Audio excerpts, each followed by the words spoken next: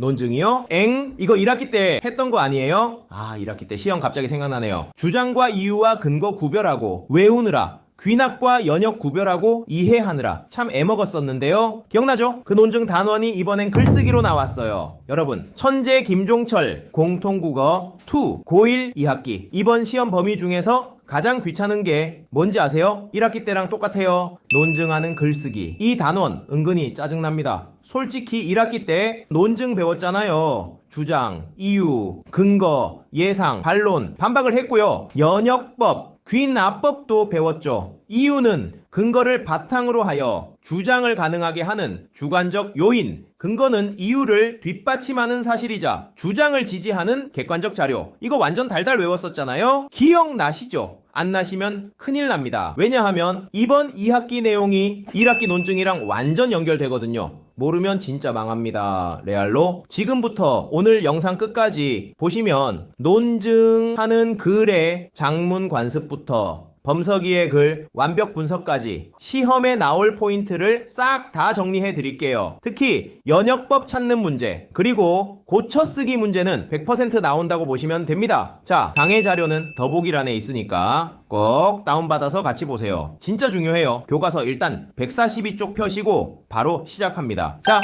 먼저 장문 관습부터 정리할게요. 장문 관습이 뭐냐고요? 글 쓸 때 지켜야 하는 규칙이에요. 크게 두 가지로 나뉩니다. 첫째는 형식적 측면이에요. 글의 종류에 따라 주제, 내용 조직, 표현 방식, 어휘가 달라지거든요. 논설문이랑 수필이 같을 수는 없잖아요. 둘째는 태도적 측면입니다. 쓰기 윤리를 지켜야 한다는 거예요. 개인적 윤리는 진솔하게 쓰고 독자를 배려하는 거고요. 사회적 윤리는 남의 글을 베끼지 않는 겁니다. 이게 왜 중요하냐고요? 장문 관습을 안 지키면 독자가 이게 뭔 개소리야 하면서 공감을 못하게 됩니다. 망하는 거죠. 자, 그럼 쓰기 과정은 어떻게 될까요? 5단계가 있어요. 계획하기, 내용 생성하기, 내용 조직하기, 표현하기, 고쳐쓰기로 진행됩니다. 이거 일단 외우세요. 이따 강의 끝나고 댓글로 외운 내용 반드시 적어보세요. 그래야 더 오래 기억납니다. 글쓰기 5단계 순서 꼭 외우세요. 아무튼 여기서 핵심이 뭐냐면요. 논증하는 글을 쓸 때는 특별한 전략이 필요하다는 거예요. 통계 자료를 제시하거나 사례를 보여주거나 전문가의 말을 인용하는 전략이죠.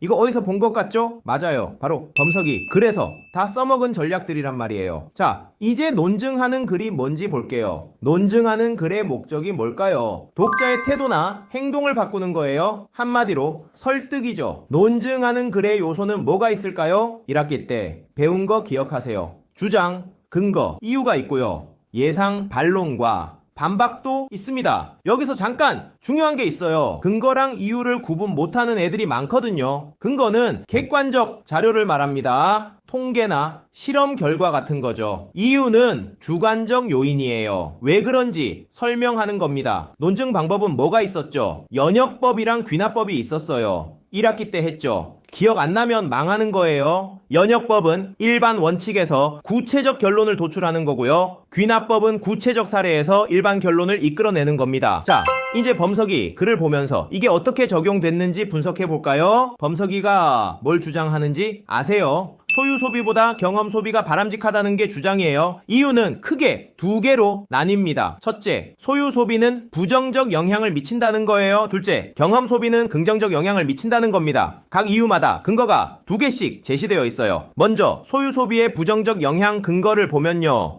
첫째로 우울감이랑 박탈감을 유발한다고 했어요. 이때 미국 연구 사례를 인용했죠. 둘째로 행복이 오래가지 않고 중독 위험이 있다고 했는데요. 마샤 리친스 교수의 실험을 인용해서 증명했습니다. 경험 소비의 긍정적 영향 근거는 뭐가 있을까요? 첫째로 긍정적 자아 형성에 도움이 된다고 했고요. 둘째로 더 큰 행복을 제공한다고 주장했어요. 이때 초등학생 실험이랑 심리학자 설문조사를 인용했죠. 자, 여기서 진짜 중요한 게 나옵니다. 연역법이 나왔어요. 눈 크게 뜨고 보세요. 사문단을 보면요. 인간은 행복한 경험으로 긍정적 자아를 형성한다가 대전제예요. 공연 관람하면 행복하다가 소전제고요. 그러니까 공연 관람이 긍정적 자아를 형성한다가 결론입니다. 이거 시험에 100% 나온다니까요. 연역법 구조 찾는 문제로 출제됩니다. 잠깐!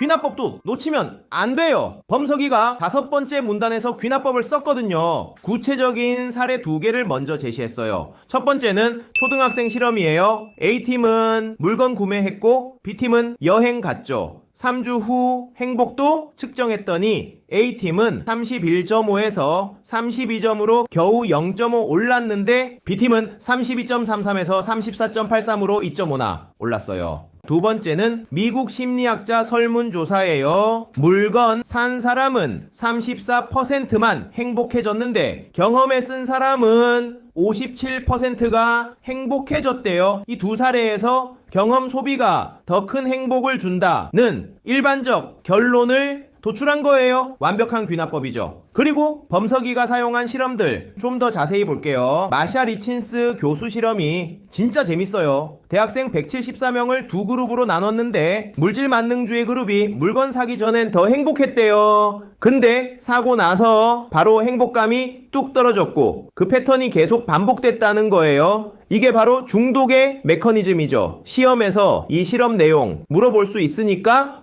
꼭 기억하세요. 자, 이제 진짜 킬러 포인트가 나왔어요. 바로 고쳐쓰기 문제입니다. 범석이가 초고를 고친 게 2개 나오는데요. 첫째는 배블런을 인용한 내용을 추가했어요. 왜 추가했을까요? 전문가 의견으로 신뢰성을 높이려고 한 거죠. 둘째는 EBS 다큐 출처를 명시했습니다. 이것도 실험 결과의 신뢰성을 높이려는 의도예요. 근데 여기서 끝이 아닙니다. 진짜 중요한 게 또 있거든요. 세 번째 문단에 그러므로가 나오는데요. 이거 틀렸습니다. 그러나로 바꿔야 해요. 왜 그럴까요? 앞 문장은 행복감을 느꼈다는 내용인데 뒤 문장은 행복감이 떨어졌다는 내용이거든요. 반대되는 내용이니까 그러나가 맞는 거예요. 이거 고쳐쓰기 문제로 무조건 나옵니다. 눈 크게 뜨고 찾으세요. 그러므로를 그러나로 바꿔야 한다는 거요. 아, 그리고 범석이 글에서 더 주목할 점이 있어요. 첫 문단 보면 현대사회라는 표현이 나오죠. 광고와 SNS가 우리를 자극한다고 했어요. 이게 바로 논증하는 글의 시작 전략이에요. 현재 상황의 문제점을 먼저 제시하는 거죠. 그리고 범석이가 사용한 어휘들도 봐야 해요. 재화, 물질 만능주의, 폐해, 상관관계 같은 전문적인 용어들을 썼잖아요. 이게 바로 논증하는 글의 장문 관습이에요.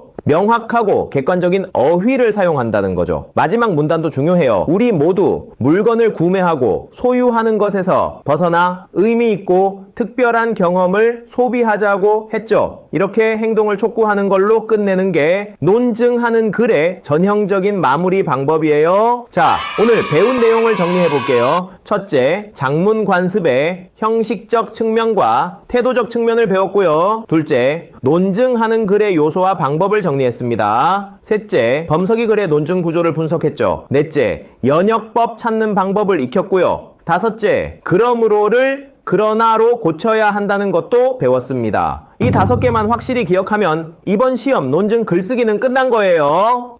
아직도 자료를 안 받으셨나요? 더보기란에 정리 자료가 있다니까요. 시험 직전에 보면 정말 도움이 될 겁니다. 추가 변형 문제와 기출 문제들도 제가 다 정리해 뒀으니 외솔 클래스룸 사이트에서 시험 전에 받아서 공부하시면 됩니다. 이번 시험 목표 점수도 댓글에 적어서 다짐해 보는 건 어떨까요? 목표 점수 적으면서 아까 제가 말씀드렸던 장문 관습 글쓰기 5단계 적어보세요. 이 강의가 도움이 되셨다면 좋아요와 구독 부탁드립니다. 다음 시간엔 더 알찬 핵심 내용 강의로 찾아뵙겠습니다. 감사합니다.